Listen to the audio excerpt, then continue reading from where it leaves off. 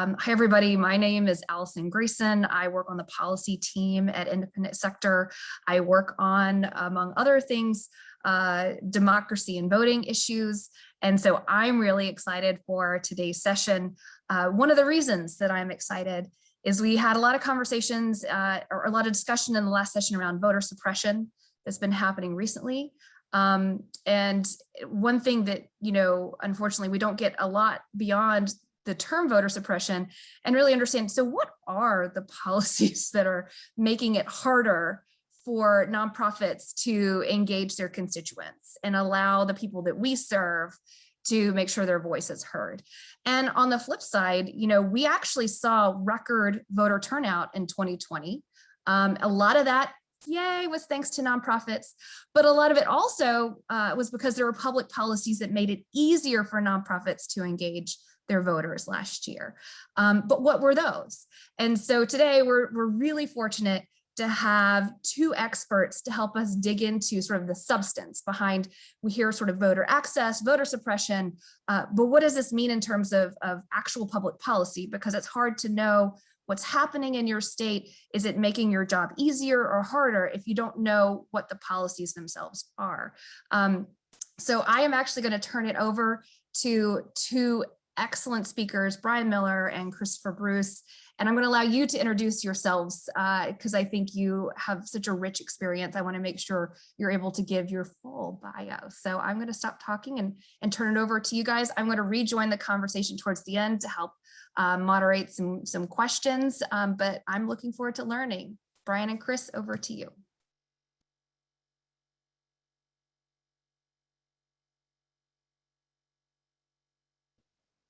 Unmute, Brian. Yeah, you're gonna unmute. It still happens during these Zoom days. Yeah, we can't hear you. Thank you, Chris. Saved the day. Awesome. And thank you, Allison. Really appreciate the intro and appreciate Independent Sector's work in pulling this panel together, this discussion together. It's a really important discussion. Again, my name is Brian Miller. I'm the Executive Director of Nonprofit Vote. And for those of you who don't know, Nonprofit Vote works, most of our work is actually in the voter engagement side of the equation. That is, we work with nonprofits across the country to help them set up voter registration drives, get out to vote drives, organize candidate forums, et cetera. And we do that in part because we know that nonprofits are well positioned. They're in the communities that they serve. They have trusted long-term relationships, and it's in their self-interest to have the communities that they serve voting and participating. But we also delve into policy work, which is what today's conversation is mostly about. Most recently, we released our America Goes to the Polls report, which we'll talk about in a little bit, which lifts up a lot of the policies that contribute to higher turnout in certain states that have those policies. And I'll just close it out by saying my personal background is also very much in policy work. Prior to my tenure at Nonprofit Vote, I ran tax reform coalitions and did a lot of advocacy work. Cross paths with Chris here in Tennessee, or missed each other by about a year in our Nashville years, but ran some tax reform coalitions. And then honored to share this, or follow, I suppose, Dr. Bullard. As my original start in this work started in the early 90s as a community organizer working on issues of environmental racism, environmental justice, south of Baton Rouge, very much informed by the work of Dr. Bullard. And Chris, I look forward to having this conversation with you here today. Well, thank you, Brian, and all the work that you do. Thank you, Allison, for the introduction, and Independent Sector for having such a timely and pivotal type of discussion at this time. You can't go anywhere and not hear from the news something that deals with voting. And as much as we may be inundated with it, I know that the people who are on this call right now really want to learn more about it, because I'm one of those type of people too. As much as I'm dealing with this every day, I learn something every day too, which goes into my personal background.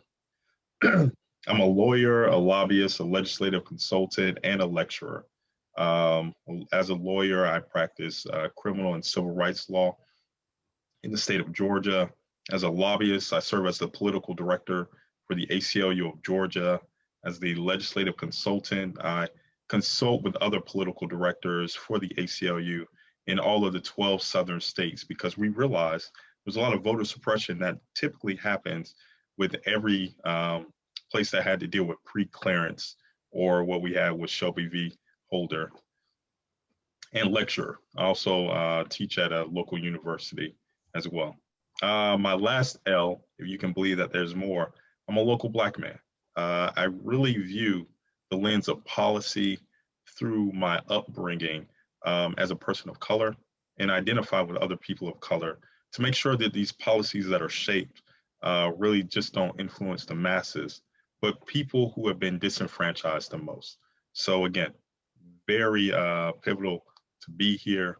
ACLU of Georgia, as well as the ACLU, is a storied organization that has been doing civil rights and civil liberties work, typically at the forefront, dealing with litigation. Now we're taking a step to say, maybe we should stop this before we get to the courts. Because as you've seen, there's been a lot of appointments that may not go in the way that we may want it to go. So you want to stop from dealing with so much litigation? Let's have the right laws passed. You have to deal with that with policy. And that's why it's so pivotal that we have this discussion today. So happy to join you, Brian, for a worthy discussion. Cool. Looking forward to it. And I know when we were doing the planning for this, one of the things we talked about are really, being clear on how we got here and where we are at this moment in time. And so, a little bit of context about where we are. Everyone on this call knows we just came off an historic election. It was the highest voter turnout the nation has seen in 120 years, since 1900, basically, when you measure it as a percentage of voting eligible population. That, of course, is prior to the women's suffrage, prior to the 19th Amendment, prior to the Voting Rights Act. The electorate looked very different then, but that was the last time that we had turnout as high as 67% of the voting eligible population showing up. And I think one of the things we've had a lot of conversations. There's a lot of people talking about why was that turnout so big? And of course, there's no way of denying the fact that President Trump and Biden had a lot to do with that. There was enormous energy, both for and against the presidents on either side of the aisle, that was driving people to the polls in numbers like we've never seen. But I think other factors that certainly also contribute to it is an unprecedented level of voter engagement. We saw, for those of you who don't know, Nonprofit Vote also manages the work of National Voter Registration Day. And we registered 1.5 million people as part of National Voter Registration Day this year, which blew away all our expectations. And we saw a lot of folks getting involved, nonprofits at every level, foundations stepping up, corporate partners stepping up, registering people to vote. And so I think there is something to be said that number one, again, that energy around who was running, who was on the top of the ticket. Number two was the unprecedented level of engagement of a lot of folks just reminding people to go vote. And the third thing is policies. And that's what we're here talking about today, is policies absolutely contributed to this high turnout. And I know, Chris, you saw this in Georgia with a lot of the policies that were coming, out in Georgia. One of the things that we talked about, and I'll mention it a little bit, with the America Goes to the Polls report, is we looked at the policies that led up to this. And there's a few data points from that report. Policies, we all know that voting by mail was expanded dramatically amid the pandemic. That made it a lot easier for people to vote than otherwise would have been. Even in a good year, vote by mail is far easier to vote for most people.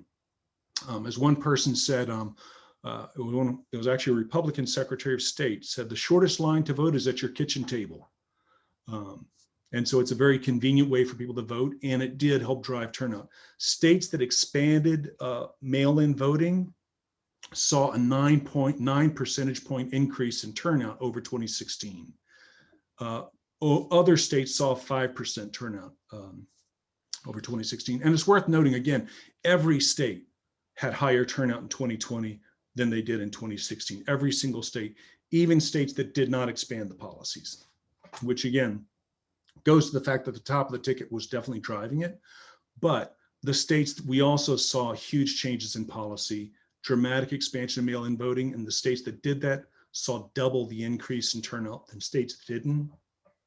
Another thing that doesn't get a lot of press is same-day registration. In 2016, only 13 states had same-day registration. By the 2020 election cycle, 21 states had same-day registration. So we also have, and then of course, automatic voter registration, which had expanded in that same 4-year period.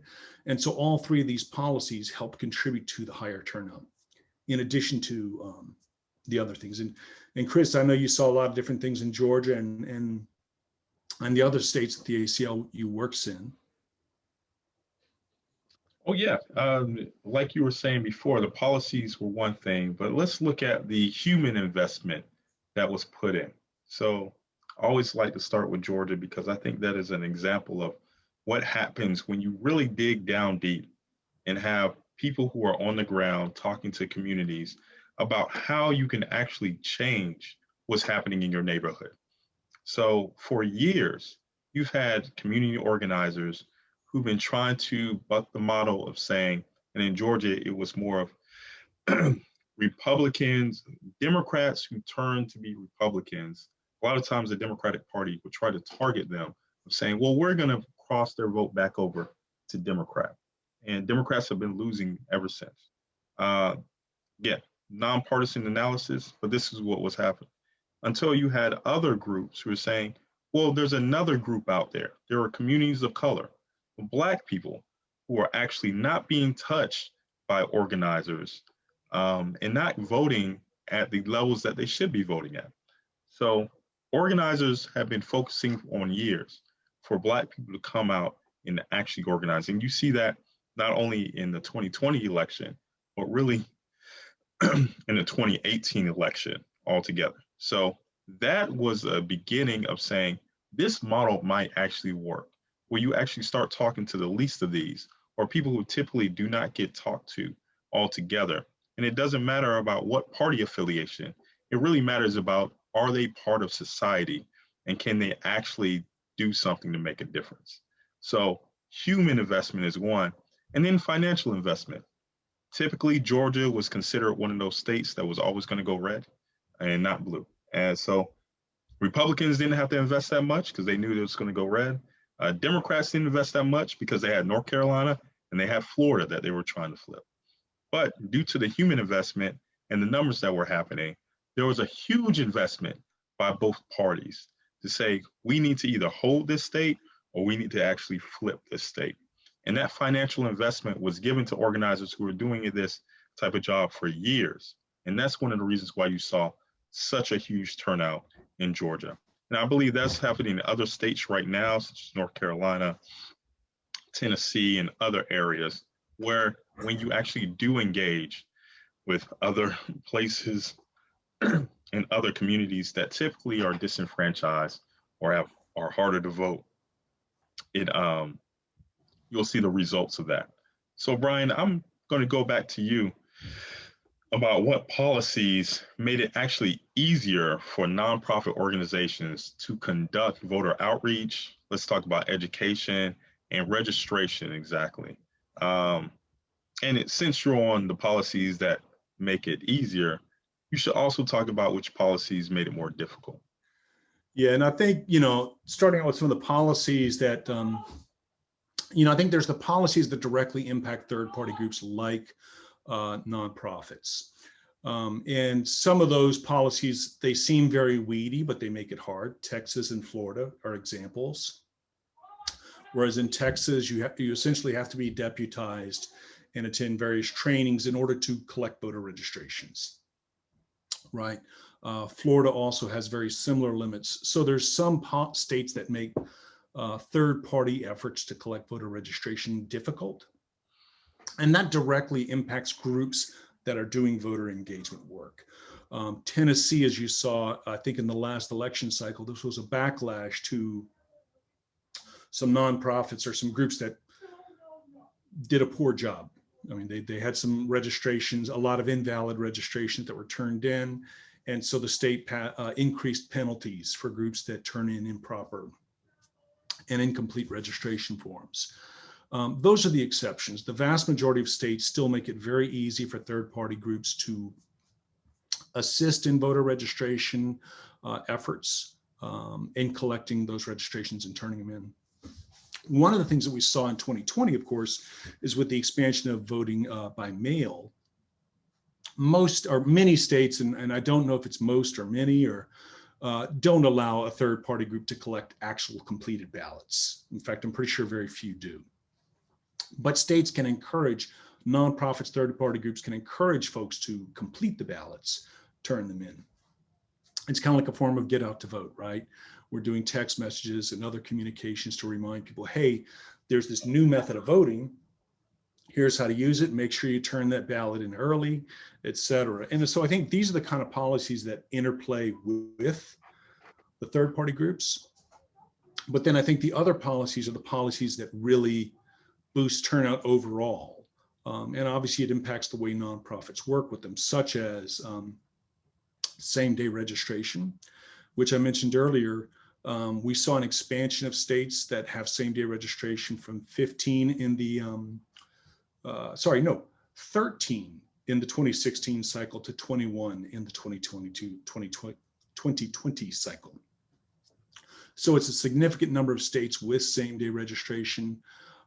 Those states with that same-day registration, 8 states in the top 10 for voter turnout had same-day registration. And actually, this would be a good place to throw those slides up if you don't mind, Allison. Yeah, this is actually an excerpt from that report, America Goes to the Polls, of which I will throw a link into the chat box as well. Let me make sure this is there. So you can see this is where this comes from. I just posted the link in the chat box, but with this report, we looked at the 10 states with the highest turnout nationally. And those were Minnesota, Colorado, Maine, and on down the line. And we compared them with the 10 states with the lowest turnout. And as you can see, among the 10 states with the highest turnout, 8 of those states had same-day registration. And that's of the 21 states, 8 of the states were in the top 10 for voter turnout. By comparison, in the bottom 10, which you'll see in the next slide, 8 of the states had 30-day deadlines. And we will argue, and I think it's a fair argument to make, that a 30-day registration deadline probably disenfranchises more people than any other policy out there. Because a lot of people, you know, they miss the deadline and then they can't vote, no matter how many get out to vote calls they get. And so that policy clearly had a big impact on same-day registration, on turnout. And overall, states with that same-day registration had a 5 percentage point advantage over states without it. The second policy we really looked up in this report is voting at home, or vote by mail. And again, we saw a dramatic expansion of that. And you can see 5 of the states, there were only 9 states that were fully voted home in the 2020 cycle. And when we mean fully voted home, we mean every eligible registered vote, or sorry, every registered voter gets a ballot, not a ballot request form, they get an actual ballot. 9 states did that. 5 of those states made it in the top 10 for turnout. And if you flip to the next slide, this is the comparison group. Is by comparison, 7 of the states in the bottom 10 made it difficult. You know, they required excuses, you have to have a notary, made it really challenging to request an absentee ballot. And again, 4 of them are, sorry, on the registration deadline. So you have 2 really things happening here. The voter registration, states at the top had same-day registration. States at the bottom had 4-week deadlines. States at the top made voting at home easy. States at the bottom made voting by mail difficult. And it's a really clear parallel you see here. And then you flip to just, I think, one more slide after this. Just the next slide, yeah. This goes to the thing we were talking about earlier, is the states that enacted expanded their policies over the last 4 years saw the biggest increase in turnout. Hawaii, even though Hawaii was still in the bottom 10, they used to have a dismally low turnout in the 40% range. Now they're in the mid 50s. It's progress. It's still dismally low, but they've come a long way. And then you've got states like Utah, California. Again, states that expanded vote at home had an average percentage point increase over 2016 of 9 percentage points versus 5 for everyone else. And that's a whole mouthful about the positive policies. And I think these often get lost. And you can nix the slide here. And so I think, we hear a lot in the news about, the types of voter suppression that's happening in Georgia and Texas and Florida and, Arkansas and so forth. What doesn't get as much press, although we should always celebrate it, is the expansions that we have made of these policies like same-day registration and so forth. And so, but Chris, you've had a front row seat to those, the more defensive fights. And I know ACLU's fought a lot of the efforts to purge voters, to limit polling places and so forth. And maybe you can talk about the flip side of this coin. Oh, well, the limitations are listless when it comes to this. Starting with the hearings that they were having on our voter suppression bill. And I'm glad you named that, Brian. The bills that have been introduced are voter suppression bills. They are not bills that are expanding upon. They may have 1 or 2 things in there which they claim are good. Some are, a lot of others are not. And that's where messaging and misinformation really goes. So we'd love to engage in that conversation later, but really looking at the problems that have been happening in Georgia or other states, the way that people are now interacting with voters, the way that nonprofits are interacting with voters, it's a new world altogether. So something as simple, and you hear it all the time about line warming, giving food and water to individuals while they're in line waiting to vote. You can't do that in Georgia anymore outside of 150 feet. So you can still do it. It's just limited on a type of basis within it for really no reason at all. You didn't have problems with it before, but now you will have problems with it now. So that's a simple example that the media is caught on to. Let me catch on something else that Brian, you had talked about before, absentee ballots, or what you were saying. It's in my belief, if you had automatic voter registration, same day registration, same day voting, you would eliminate almost 98% of the problems in the voting process altogether. Have states done that? Some have, most haven't. And that's what we really need to push for. Not only that, they limit the other way where you had the most success in, which is absentee ballots. If you are going to go in Georgia now, you could request an absentee ballot up to the day of voting, really at any time. In fact, our governor actually requested an absentee ballot on the Friday before the election, received it, and was able to put it in a drop box the Monday afterwards, that easily. Would our governor be able to do that under the current bill in Georgia? No. You have to actually get your ballot at least 2 weeks out now, which again, limits that time period where you're able to vote safely. Because again, COVID-19 is not over. So there are other issues that we may come to face. So why would you limit that compared to expanding it and giving more resources for your board of elections to actually implement a fair voting program is beyond me. Because all I say is we just want people to be able to vote, including our governor. So that's what we were fighting for. Other limiting areas were drop boxes. That was in response to COVID-19. Now we're looking at drop boxes being pretty much nullified, null and void, because now they have to be located within a polling precinct and can only be open or accessed during voting hours. Well, if it can only be in a polling precinct and I can only access it during voting hours, I might as well vote in person. There's really no excuse to do something like that, except you had an unfunded mandate to tell counties that they have to do this. But now nobody's really going to be using that. So those are the type of things that are happening in Georgia. And there are other states that this is happening in, like Florida, Texas, You hear about it in news all the time, but what people aren't talking about enough are voter purges. Voting purging has been happening in states all along. Now, should your Secretary of State's office and your local board of elections actually keep a up-to-date list of people? Yes, people do die, and you want them off of the voting rolls. But the people who are living and are registered to vote, they should be able to vote. And just purging them off because they haven't exercised their constitutional right to vote, you have a right to not vote either in one election or another. So there really is not a reason to take people off the rolls. Those are the things that we really need to start concentrating on about limiting how to vote. So you have any other comments, Brian? Yeah, I know you know from a national perspective. Sure. Well, two things I would add. First off, going back to the earlier thing you were talking about bringing food and water to people in line. Of course, I think everyone on this call probably recognizes how outrageous that is. And if anything, it's a sign of misplaced priorities, because we should be far more concerned about the fact that people have to wait in line so long that they need food and water brought to them than the fact that, that's a far greater concern. And we should be concerned about the fact that lines are so long that people need that brought to them, much less making it illegal, which is insane.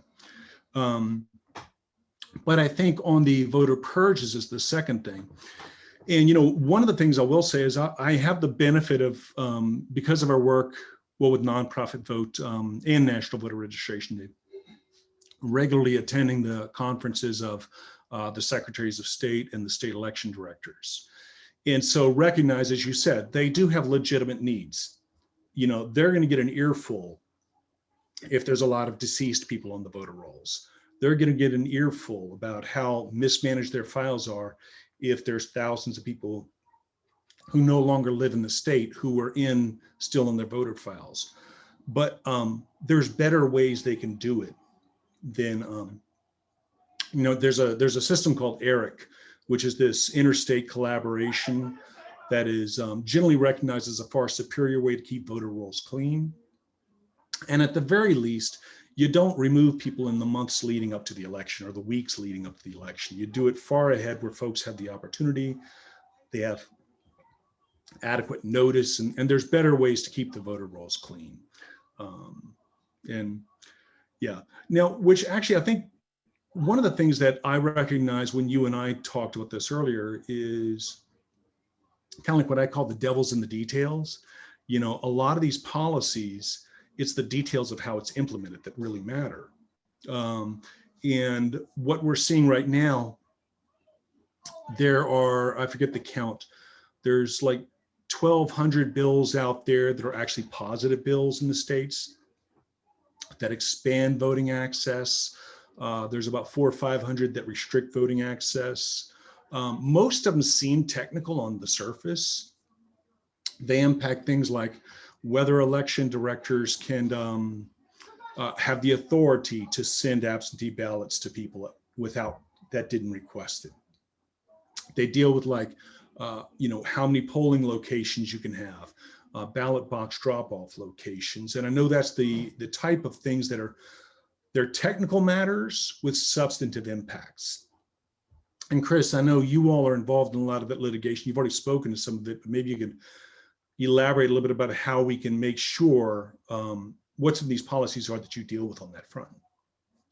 Well, going along with the type of information that's out there about some states are expanding, some states are not expanding, looking into, let me see if I can come up with an example real fast. Looking into expanding the mandatory days of voting, right? It's one of the bills that happened in Georgia of saying, well, we added an extra mandatory day for counties to actually stay open for people to vote on the weekends. Sounds good, right? But when it comes down to it, may not be that great, because believe it or not, Georgia is a majority rural state. So there are a lot of places where people are not going to vote on Sunday. Sunday is reserved for church, and is reserved for family, and people literally do not leave their houses. So we had people who were coming up who worked in rural counties who were saying, I don't know why we're doing this. We're going to have to staff our polling precinct for an entire day for only about 12 to 13 people coming through in an entire county. So that county knows what's best for it. And there was no reason for the state to put an unfunded mandate on them to do such a thing when they could have just left it open and said, county, if you would like to have Sunday voting or Saturday voting, you can do that. That is up to you. Or you can use your resources to put more people at polling precincts when it's open, so you can get people through the lines faster. So again, those type of, I'm not going to say misinformation, but messaging tactics is what nonprofits really need to look at and figure out what their voice needs to be in certain policies, especially to serve the constituents that they want to get to, and especially to serve their members when it comes to these type of policies debates. You know, and I think that's probably a good point to transition into what nonprofits can do. Before I do that, I wanted to throw up, I just threw a couple of links in the chat box. These are two resources that have 50 state indexes, the Voting Rights Lab and Brennan Center, that have 50 state indexes. You can search and look at what policies are advancing in various states across the country. It's pretty weedy. It gets into, you know, the status of the bills, but these are important policies and it's important to stay abreast of them. The only thing that I'd say, you know, we do have a lot of states that are moving in a positive direction. They tend to be democratically controlled states. And we have a lot of the states that are getting in the opposite direction, as you saw, Georgia, Florida, Arkansas, Texas, et cetera. There are exceptions, though, and it's important to remember there are exceptions. There are places where people have built bridges. There's some, I mean, it's not great, but it's better than it could have been. Legislation passed in Kentucky, which is passed on a bipartisan basis, which added early voting to a state that had never had it before, made permanent some of the expansion of the absentee ballot, making it easier to get them. Again, it's far from perfect, but Democrats and Republicans were able to come back and move that forward in a positive way. And I think if you go prior to 2020, there's a lot of examples of, you know, Republican controlled states, ruby red states like Utah, moving forward with things like, you know, voting at home and expanding mail-in ballot. So there's a lot of good examples to build on it. But I think, Chris, you were just talking about like, and this is a good point to change, you know, what do nonprofits do and where can nonprofits step up and engage as advocates? You know, there's so many ways that nonprofits can actually look into this even more, including the way that, you know, non-democracy charities add trust in the community from more of a non-partisan perspective. If your idea is that you should be able to vote and we should live in a little d of democracy, then you should say that. You should let your members know that. You should let your staff know that. You should let anybody who you serve know that altogether. We're at that point in America where it has to be explicitly stated of what ideals and values that you have. And maybe sometimes you haven't even done that inside yourself or internally. That's where we really need to start altogether. And then when it comes down to the advocacy from that type of perspective, you should really look into, well, if I'm in that state or if I'm not in that state, if I'm a national organization, what states or what organizations are doing the work on the ground? I can tell you from an advocate's point of view, there's nothing more annoying than having another group just come in and say, hey guys, I know you've been working on this for years now. Doesn't seem like you're getting it done. We're going to fix it within these next 4 months of your legislative session. It's like, what? Where are you coming from? What are you doing? Compared to going into the conversation of saying, hey, you're doing this. Can we talk to you? How can we help to actually achieve this? What are your goals? Here are our goals. Where can we meet together to achieve this? You'll find an ACLU in all 50 states, including the District of Columbia. You'll find a common cause in all the states. America Votes. There's a lot of organizations who are doing this type of work that may merge with your ideals that you can actually collaborate with, and take it from a advocate point of view of saying, I'm going to help instead of I'm going to dominate, take over. You have any? I know you're laughing, Brian, because you know some of these nonprofits. I know yours doesn't do it. But I know you know of other nonprofits that do. But as you said, you know, I've been involved in state organizations and have been there, so I know what happens. I want to circle back to the first thing you said about being explicit about what we stand for. Mm-hmm. And I think this is an opportunity for nonprofits, the kind of nonprofits that are here on this call, to think about, why is this important to us as XYZ nonprofit? Because if you're going to engage in advocacy, you need to be able to figure out a way to connect it to your mission, connect it to your organization's values, connect it to the way it impacts the communities that you serve, you know, and be clear to yourself about why you're wanting to do this. You know, for Nonprofit Vote, we have sort of a three-pronged checklist we go down. And the very first question we ask is, does it promote equity? Does it close participation gaps? And that goes to the earlier, you know, does it narrow the gap between Black and white, you know, Latinx and white, or low income, high income, you know, because right now there's significant voter participation gaps on a lot of these barriers. And our goal is to narrow it because we want an electorate that's representative.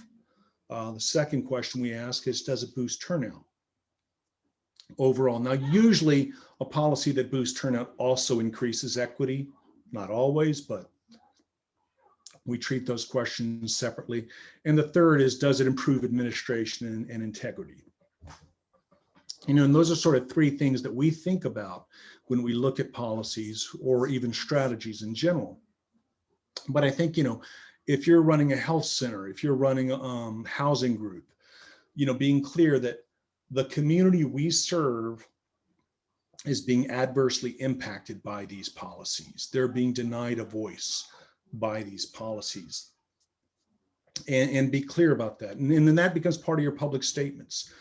But then I think the second thing, which you were saying, Chris, is moving beyond nice public statements to actual action. And I would argue it's not just parachuting. It's also, although parachuting is obviously a problem, it's that most of the nonprofits, you know, we have an 8-person staff. I'm not going to pretend to be an expert on all the policies that are moving around all the different states. So we work in collaboration and coalition with others, you know, at national level, at state level, you know, and I think it's important for any nonprofit to be effective, to move beyond policy statements to say, okay, but to actually move this, we need to generate 100 phone calls to Senator XYZ. Who is that senator? When's that committee vote happening? What is the bill number? And that's where you really need to be working in coalition with others. And as Chris says, there's an ACLU in every state to plug into, a common cause, a League of Women Voters. There are state voting rights coalitions in every state. Find out who they are and plug in with them. And I think that's an important next step. Right, you know, to add on to that, you may be able to find some odd bedfellows in this pursuit as well. So I wouldn't just shy away from other groups that you may actually have gone against on certain times. As you know, the ACLU is not the most liked organization at times, but we're a very principled organization. We'll say, hey, we're going to fight you on this issue, and we're going to stand beside you on another issue. So just be open to that, because really, again, it deals with who are you serving. So if you're trying to expand the right to vote and expand easy access to vote, you may run against other people who is like, wow, I didn't believe you believe in democracy, but you do. So let's work together to make it that way. But, you know, Brian, you know, many nonprofits can be kind of reluctant to take a policy stance on something maybe perceived as a partisan issue. So I know you were talking about that before, but do you have any other ideas or hints of what people can do to make it less partisan or to tackle that type of concern? Well, I think part of it goes back to what I was just articulating a moment ago, which is being clear about your values. Right. You know, the more clear about your values and why you're doing it, the less partisan it is. Mm. You know, we're engaging in this because the communities we serve are being silenced, and that's unacceptable. Or we're engaging in this policy because if it's a positive policy, we want to make sure our communities are heard. We want to make sure we believe that democracy works better when more people participate and vote. And the more you anchor your policy to core values, the less partisan it is. I mean, who can disagree with that statement? You know, democracy works better when more people participate and vote. If you disagree with that, you're the problem, you know? And so I think it's important to articulate those values. But the second thing, I'm going to bounce this back to you, Chris, is the, you know, break out of the norms of the predictable partners. You all have done a good job of engaging the corporate sector in Georgia. And maybe you can speak to that a little bit. Oh, absolutely.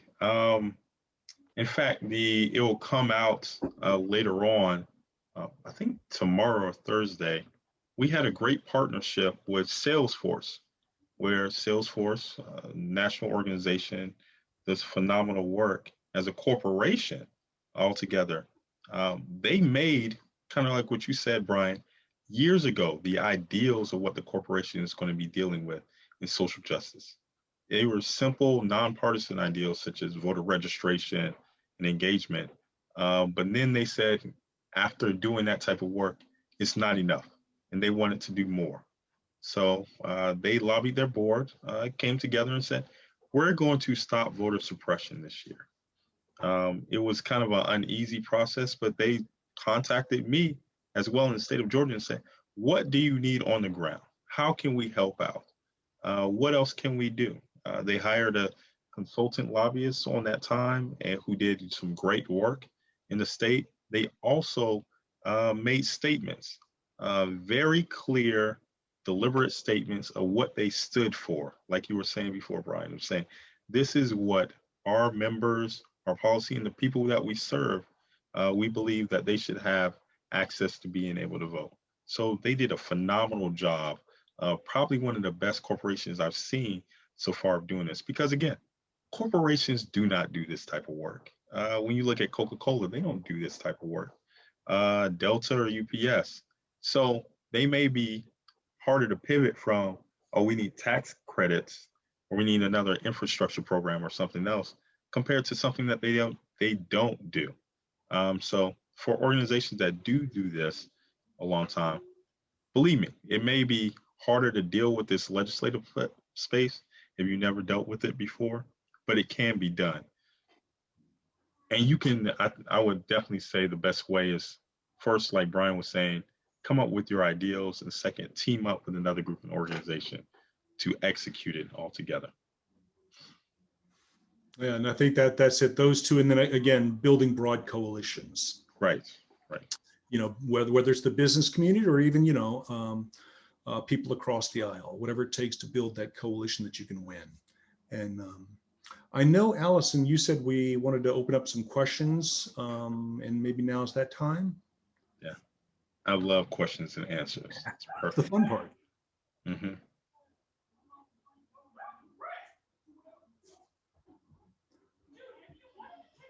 Thank you, guys. Great discussion. Took me a minute to get permission to turn my camera back on, but I really am excited to join you.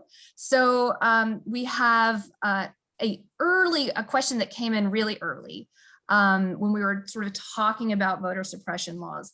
And there was a question that it took decades to kind of fully address Jim Crow voter suppression laws. And so there was a question of like, how long do we think, if we let these laws pass that are aimed at voter suppression, how long do we think they may stick around? Or what kind of, I guess, what is the timeline for advocacy that you foresee that would enable us to counteract the voter suppression laws we're seeing? Chris, Brian, you want to start? I was going to let you take that one. Let me say this, the saying, this isn't anything that's new, okay? And starting off with the story of Black people, again, local Black man seeing things from a Black man's lens. Ever since Black people had the right to vote, you had other people who were trying to take that right away. So after the Civil War, you had Black people who voted in droves. I mean, in 1870, you had over 2,000 Black people elected. We were sending Black people to Congress, to the US Senate. And then after that happened, you had what at that time called Black Code laws. So we're talking about something that predated Jim Crow, Black Code laws. And then after Reconstruction and everything else happened, you had Jim Crow laws. And then you had voter suppression laws. So you've had a steady story of Black people being taken away or disenfranchised altogether. What you've also had is a victory story too, of people overcoming these laws, of saying, we're going to learn the new law and we're going to work even harder to get people out. We're going to educate the community. We're going to make sure that we can band together saying, well, if this person may not be able to read, we're going to teach them to read to get over this hump, or we're going to start advocating altogether. So while I say we had one of the worst voter suppression bills in the nation, and we had one of the greatest turnouts in 2020, people may think that we're going to be defeated and not have as many people out. I'm expecting Georgians to vote at another record number in 2022. And I would expect nothing less. Why? Because now we're educated about this new law. So again, we're not relying upon litigation. We're relying upon ourselves and nonprofits who want to get into this fight altogether. Yeah, and I think the things I would throw out there is there's a book by Alexander Kaczar called The History of the Right to Vote. And it's an interesting story, and it really talks about the fact that, it is the expansion of the franchise has never been linear. It's always been 2 steps forward, 3 steps back, 2 steps forward, 1 step back, which brings me to my second part, which is, of course, well, people attribute it to Dr. King, but it was actually someone before him that said it, the arc of history bends toward justice. And I do firmly believe that. Maybe it's having been doing this for a long time, it's you almost have to coach yourself and be patient. And it's sustained long-term effort. Yes, we need to push back against the negative stuff. We also need to push the positive stuff and build those coalitions to make it happen. But I do believe that our long-term trajectory is toward expanding it. It takes a lot of work. It doesn't happen naturally. So there's 2 more questions I want to get in a really limited amount of time we have left. But I did want to ask a follow-up question to what you guys just said, because one of the questions is asking, what about sort of proactive public policies that can help guard against voter suppression? So this idea of like same-day voter registration is one of the sort of short-term solutions to kind of correct for voter purges, like inaccurate voter purges, et cetera. So can you just really quickly explain sort of the relationship between, like Brian, you're kind of talking about the proactive policies. Chris, you've been talking about the regressive policies, but they're also somewhat interconnected. Can someone just sort of briefly explain that relationship so I at a nonprofit can keep an eye on these things when they're in my state? Well, I'll start with the same-day registration. And then because I do think I don't think it was ever intended this way, but it is a nice insurance. Because if the state has same-day registration, if you were inadvertently caught in a purge, you can still show up, register, update, fix your registration and vote. And back in the days, 2016 election, when we were all rightfully concerned that Russians were hacking voting rolls, what if they deleted hundreds of thousands of people? If your state doesn't have same-day registration, you have no recourse. If you have same-day registration, it would create massive lines at the polling booths, but people would at least have a legal recourse. So I think there are policies like same-day registration, which act as shock absorbers or insurance, I guess. But then there's also things like HR4, and I'm assuming, Christopher, you all have worked on that. Mm-hmm. Maybe you can speak to that. Because I think that really speaks more directly to curbing state efforts at suppression. Right. So the HR 4, the John Lewis Voting Rights Act, really the biggest proponent within that is pre-clearance, making sure that the Department of Justice is looking over these policies where you typically have voter suppression states. This isn't something that's new. We had this in the Civil Rights Act before, where you had the Department of Justice looking over these states and the policies that have happened. Unfortunately, with a ruling of Shelby v. Holder, pre-clearance was gutted. And then you had what typically happens, voter suppression. So in Georgia, for example, after Shelby v. Holder, you've had over 200 polling precincts closing, especially in minority areas. This isn't a coincidence. So we need to pass a federal act to make sure that the federal government is looking over these policies. And you'll have states who are going along and saying, well, states' rights. Well, the federal government does not want to get into states' rights. So the states need to make sure the federal government doesn't do that by actually expanding voting instead of limiting it altogether. So we're actually doing what we're supposed to be doing in the states. There wouldn't be an issue altogether. And one of the things that I would say about HR 4 that's interesting, the original Shelby case, the reason that the Voting Rights Act pre-clearance was voided was, I believe, and Chris can correct me if I'm wrong, it was deemed arbitrary or whatever because it was tied to where states were in 1964, which meant states like Massachusetts were not subject to it, you know.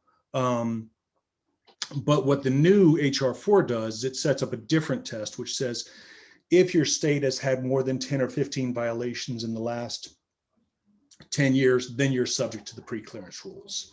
And that's not exactly what it is, but it's no longer tied to 64. It's a more defendable rule. So I have time to squeeze in one last question. I'm even going to forego sort of like the last comment from you two. So as you answer this question, if you want to slip that in, great, but I want to make sure we get to as many attendee questions as possible in the 2 minutes we have left. So one more question. Somebody asked in the chat, and then it came over to Q&A about what about rural advocacy? And I think there's this question, not just the mobilizing piece, but also the policy piece. We've heard that Native communities that are located in rural areas actually need that third-party ability to collect ballots because it's actually just onerous to get to the post office. So any insights on policies catering to rural voters or how to mobilize in rural communities around this issue, and your final thoughts? Go. Quickly. Thank you, Allison. I'll be very brief of saying the policy that I will put forth for rural is the same I would say for urban. You can't just show up when it's time to vote. You have to build relationships within that community. You have to know the people in that community. You have to hire people within that community to really build the trust of saying, we're here to help and we're going to stay here to help. We've been in Brunswick for years now saying we're not going to help with just the death of Ahmaud Arbery, bail reform, everything else. We're going to help you vote as well. So build those relationships over the long term and then reevaluate of saying this is what we need to happen. So when you jump into a place, don't jump in and jump out. Let's jump in and stay until you get to the community to where it needs to be. I guess the one policy that comes to mind is the voting by mail, which is why a lot of rural communities like that. The mountain states have had voting by mail for a long time for good reason. But yes, it's not perfect, especially in Native American communities where postal service isn't as consistent. And so we do need workarounds and solutions for that.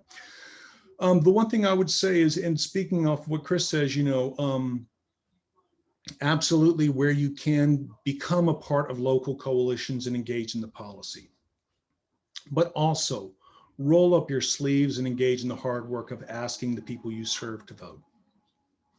It's both and. We need good policies, and we also need to look people in the eye and help them get them to the polls. There's a professor, Dr. Hari Han, who wrote this interesting piece analysis where she talked about things need to be possible, probable, and powerful. And the voting rights make it possible, but you still need to talk to people and get them to the polls. That's the probable. And powerful is about bringing it all together.